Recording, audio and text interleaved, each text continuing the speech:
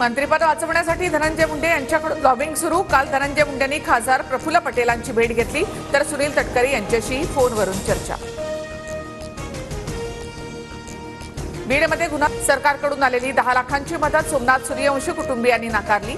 न्याय मिळेपर्यंत आर्थिक मदत स्वीकारणार नाही, सोमनाथ यांची आई भाऊक। महसूल अधिकाऱ्यांनी आणलेला मदतीचा चेक परत केला।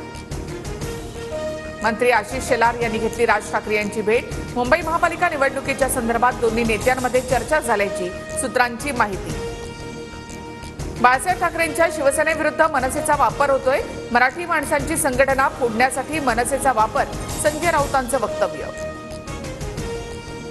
सलमान खानची हत्या करण्याचा प्लॅन फसल्यामुळे बिश्नोई गँगकडून बाबा सिद्दीकींची हत्या, आरोपपत्रामध्ये धक्कादायक खुलासा।